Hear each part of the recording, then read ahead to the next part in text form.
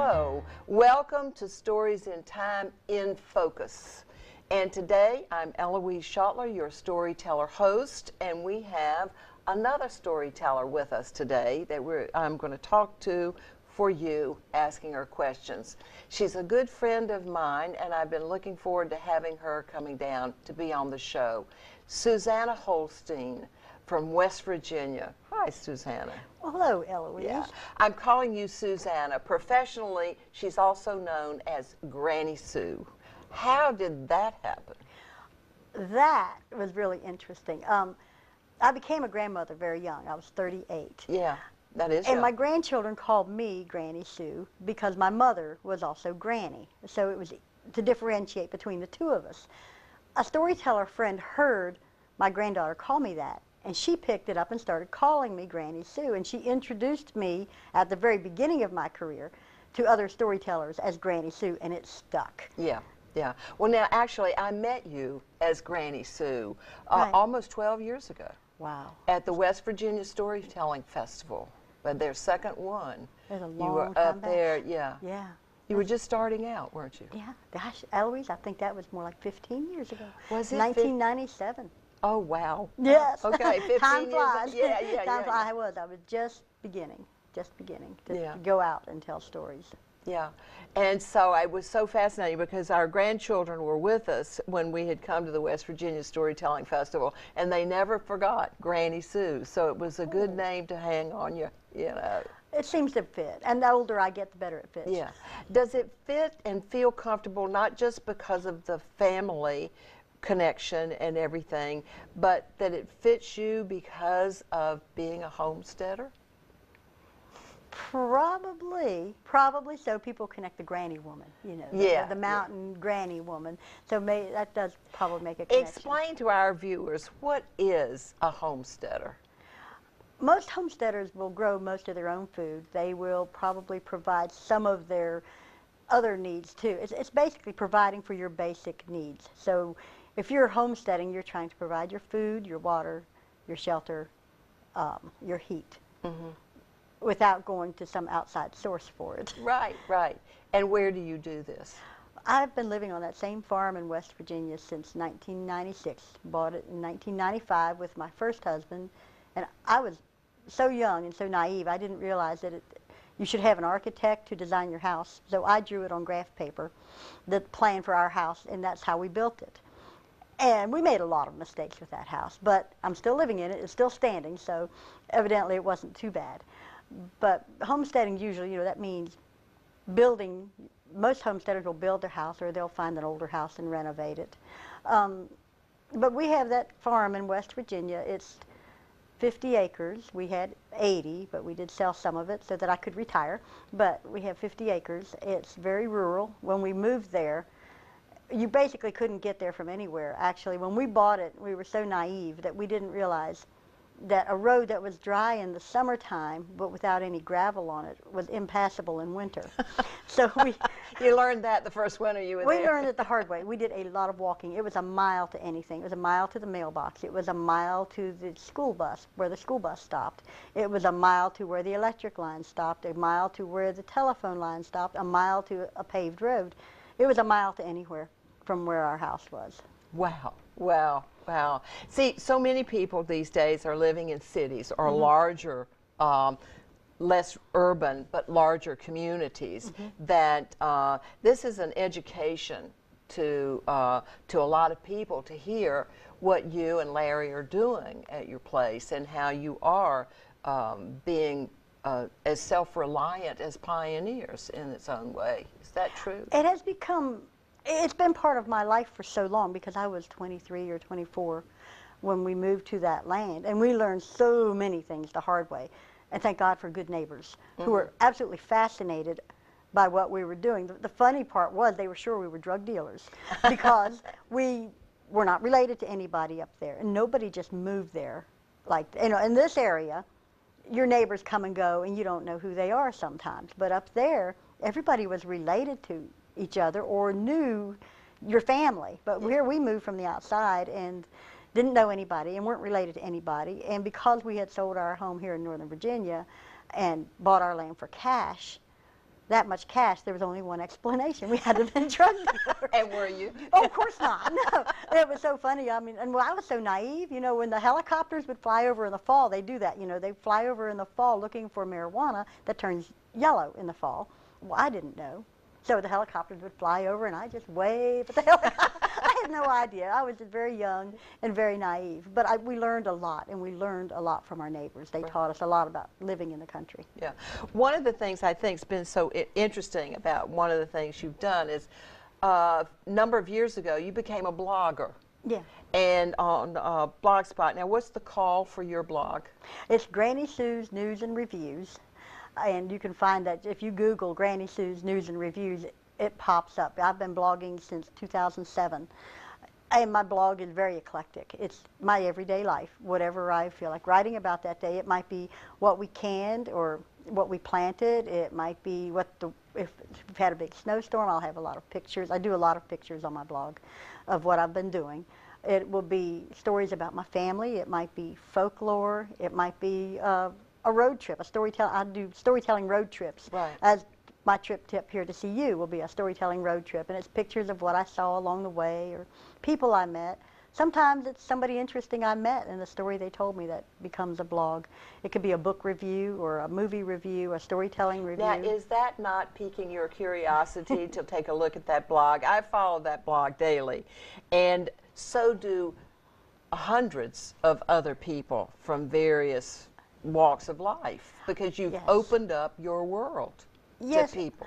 When I started it, I wasn't really sure what I wanted to do. I just knew I wanted to communicate in some way and to journal my life. I also wanted to promote storytelling. Right. And so what I find with the blog is that the people who come and read it aren't just storytellers or people who know about storytelling. Most of the people who come have never heard of storytelling. And so it's an educational tool as well, because they're learning about storytelling, what it is, and several now have gone to storytelling events, and and you've even met a friend of mine who came to one of your storytelling events that I had that came through my blog. So it's interesting how it's opened up that world. Well, not only that, but you've opened up not only your personal world, which is certainly, I've been a city girl all my life, and so this opened up a whole new area of experience and of living. But on your sidebar, you list blogs that you like, many of whom are also homesteaders. And I sometimes travel with you through those blogs, and this is wonderful. This is a countrywide, worldwide, actually, the English particular, a worldwide community of people who are following each other. It is interesting, and you share your experiences with each other. You get to know each other. Occasionally, you even get to meet each other. One of the most interesting things to me about blogging was my cousin John in England, who writes a blog called By Stargoose and Hanglands. It's two terms that his father would use, but I have not met my cousin John. And through his blog, I've gotten to know him. He posts lots of pictures of England and the places that he goes. He's an excellent photographer. And I've gotten to know my cousin and found out that he also sings ballads, as I do, and he plays old-time music. And it was just such a surprise to find my cousin. Well, I want to go just one more place with that before we come back, because personally, I think what you do on your blog is important work. I think it's connecting, it's informative, it's creating a community, and it's also doing the things that you say you want to do about storytelling, the different kinds of storytelling and how you conduct your own business and profession as a storyteller. But why in the world would you have an English cousin? Well, my mother and father, Mom was a war bride during World War II. She was raised in England on a pig farm. Her father managed the farm, and of course he passed away when she was 3. But she met my father during World War II. He was a boy from New Orleans, over there with the Army Air Force, and he met her in a tea shop. Oh, very much like a novel. Oh, it's a wonderful story. Yeah. Wonderful story. How do you know those stories about their courtship? They told those to us when we were children. Now, their marriage, there was 13 children. All of us are still living. But they would tell us those stories at the dinner table. They would sit out on the porch swing at night and tell us about when they were courting in England. So they told us a lot of stories. Well, you told me something last night, because we've looked forward to this trip for a long time, and I've had, you know, go have a couple of days here with Granny Sue, and you were talking about your mother and some of her experiences in England, and you said that she was a land girl. And I know, and then you asked me about that, and I realized it's something I have to explore. I remember Mom saying that she was a land girl, and she had worked on a farm, but I don't know much more about it than that. And so now I'm intrigued to go find another story. Well, that's right, and you will, because the connection is, I had just watched a movie on Netflix, which was a BBC serial, you know, 4 or 5 episodes called Land Girls, and there was a British Army Corps for women during World War II, where they actually enlisted and they went to farms to work the land while the men were gone. Right. I can't wait to hear your story. Well, I hope I can find out more about that. There's so many different things, you know, that after they passed away, Mom and Dad, and we were sorting papers, we found things we didn't know about. One of the things I found was her customs declaration when she came to America on the Queen Mary II. She was one of the first of the war brides to arrive. And there was an article. There's your story. Oh, there was an article in the New York Times about that. And it is a story that I tell. But what she declared on the customs form was that she was bringing into the country 1 brown canvas carryall. And I think, what did she have? What would you bring at 17 years old to a new country where you knew one person, the man you were married to? What would you bring in a carryall? And you have no idea? No. I know one thing that was in it, and that's all. Can you tell us? It was a little pewter heart-shaped box that her mother gave her as she was boarding the ship. Do you still have it in the family? My brother has that, yes. Oh, but you must have seen it, been fascinated by it. It was always in the china cabinet, and we would take it out and look at it, and she told us about it. Oh, and I know that she had a few other things that are in my story, too. Intangibles. Faith, hope, and love. Yeah. They were in the satchel. Now, isn't that fabulous? I mean, you touched here with the heart and soul of storytelling, especially when it comes through the family. Yes. You know, all of those other ways to explore story and, you know, find out about you. But you started with the storytelling as a child, with your parents telling you their story. We did. Within a family of 13, of course, seldom is there a television set that worked. Television was brand new when I was young. So we hardly ever had one that worked. And so we played, and we played long, involved games with each other. The games that might last for 2 or 3 weeks, you know, where we would pretend that we were a Wild West town, or we would create whole towns and personas, and we played, and we would tell stories. And of course, we read a lot. And as you and I were talking last night, some of the first fairy tales I ever read were in a series of books called My Book House. Right. That belonged to my father when he was a child. So stories came into my life very young. Yeah, yeah. This is so much fun, and I think that what we're talking about, although we're not talking specifically about what you do today as a storyteller, we're really talking about the truth and the heart of storytelling. You know, how it happens and how it grows out of your experience. Do you tell stories in your family? We do. We do. We always have. When we get together, there are always stories. They're not folk tales. They're family stories. Do you remember when this happened? You know, do you remember when you put your foot in the outhouse? Do you remember when Joe cut your braid off? Do you remember when John scared Stephen in the basement? Those stories are told over and over. And now, at our family reunion, which we didn't start having until after my parents passed away, and we realized we needed to do something to hold the family together, otherwise we would scatter, because Mom had always been the core.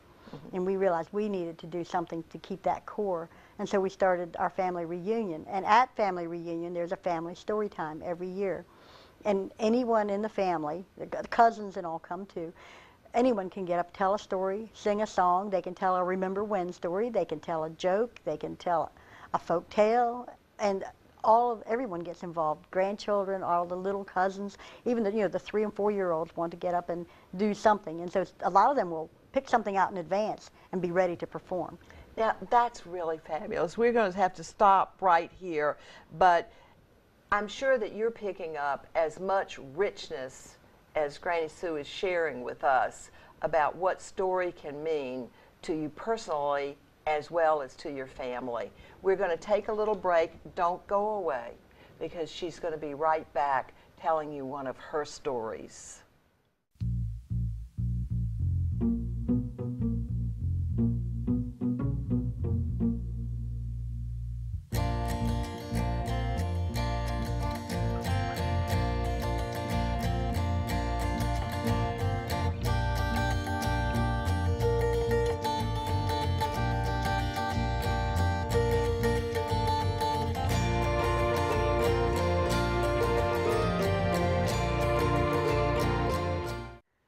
When I first came to this country in 1849, I saw many true lovers, but I never saw mine.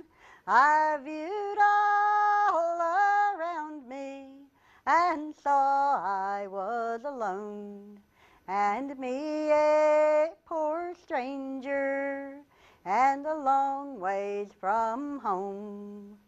My true love won't have me, and this I understand.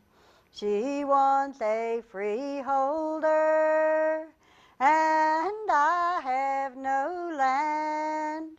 I could not maintain her on silver and gold, and all the other fine things that her heart might behold. If I were a poet and could write a fine hand, I'd write my love a letter that she might understand, and send it o'er the ocean on the wings of a dove to the heart of my Sairo, pretty Sairo, my love. If I were a pretty bird, had wings and could fly, I'd fly across the ocean to my true lover's side. All through the night in her lily white arms I'd lay, and I'd look through my little window to the dawning of the day, and I'd look through my little window to the dawning of the day. If it had not been for Pearl Harbor, I wouldn't be here today. My father was a boy growing up in New Orleans when World War II happened. My mother was growing up on a pig farm just outside of Cambridge, England. But when the Japanese bombed Pearl Harbor, my father went and signed up for the Army Air Force. And he was stationed at Steeple Morden Air Base just outside of Cambridge. One day while he was on leave, he went into Cambridge to a tea shop to eat his lunch. In front of him in line was a beautiful red-headed girl, and he would say later it was the most beautiful girl he had ever seen in his life. He managed to strike up conversation with her. He managed to get invited to share his tea with them and to go shopping with them after they ate their lunch. He learned that her name was June and that her sisters and her mother were planning to go to a dance that night in their village. And June asked him, well, Bill, would you like to come with us? And he said, well, you bet I would. And he raced back to the base on his bicycle to change into his best uniform. But when he got back to the air base, he realized that he did not know her last name, and he did not know the name of the village in which she lived. Well, as he sat there in the barracks, berating himself for his own stupidity, one of his friends walked in and said, Connolly, what's the matter with you? Your jaws dropped down to the floor. He said, well, I met this girl, beautiful girl. She invited me to a dance in her village tonight. I don't even know her last name, and I have no idea what village she lives in. His friend said, well, there's a village not too far outside of Cambridge, about 7 miles, called Caldecott. They have a dance there every Saturday night. I bet that's where your girl is. Why don't you go there? And that's what he did. Got on his bicycle and rode to Caldecott. When he got into the little village, he had no idea where to find June. But a man was walking down the street, and he said, "Hey, buddy, can you tell me where I could find a beautiful redhead named June?" And the old man said, "Oh, mate, I know who you're looking for. You just go to the corner here, turn right. It's the second house on the left." So he went to the house, knocked on the door. And when the door opened, there stood a woman with fire red hair, flame red lipstick, a dress that hugged every curve of her body. She leaned her arm up against the door frame, batted her lashes at him, and said, "Well, hello, soldier." That was not the June he was looking for. So he turned and he left that house and went back to the main street. And just as he got to the corner, walking down the street came my mother, and her sisters. And the rest, as they say, is history. He wrote home to his parents telling them that he had met the girl he planned to marry. The letter my grandmother wrote back must have scorched the ocean on its way across. "You will do no such thing. You will come back to America. You will go to Georgetown University and get a degree in chemistry just as your brothers did." And he wrote back and said, "No, I'm going to marry June." And he did. January 11th, 1945, in a terrible snowstorm that was so bad that the only people in the church were the priest, the two witnesses, my mother and my father, and they were married. The war ended in August of 1945. Dad was sent to the occupation in Germany to help clean out the concentration camps. We found pictures after his death, hidden in his desk, pictures he'd never showed us. He came back to America in November of 1945. But Mom had to stay in England. The British war brides were put into what they called internment camps to be sure that they were healthy enough to make the journey to America. The girls were packed into Quonset huts, where my mother was in Royston. 200 girls into a Quonset hut in the middle of winter with poor ventilation.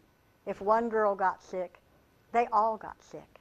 So it took a while for her to be declared healthy. She was one of the first. She left England in February of 1945, met my father in New York City, coming in on the Queen Mary II, and the New York Times had an article in the paper that said the war brides are coming. She got off that boat knowing one person in this country. And after her death, as we were sorting through papers, we found her customs declaration of what she had brought into the country with her. The paper said, "One brown canvas carry-all." And I wondered, what did she bring with her? What was in the carry-all? I know one thing. I know she had a little heart-shaped pewter box, a box she told us her mother had given her as she boarded the ship. She always kept it in the china closet, and we would take it out from time to time, open the little box, and put it back. The only other things I'm sure of that she had in that carry-all were three things that are intangible but so important. I know that she carried faith. Faith in the man she married. Faith that they could make a good life in this country. I know that she carried hope. Hope for their future, hope for the country, and hope for the world that the war was over. And I know that she carried love. Love enough for my father to last through 61 years of marriage, and love enough to be the mother of 13 children. Welcome to my block party. Glad you can make it. The only triple doubles you get come with fries. Last time you blocked someone, you were online. I can do this all day. Your moves are just gay. Using gay to mean dumb or stupid, not cool. Not cool. Not in my house, not anywhere. It's not creative, it's offensive to gay people. And you're better than that.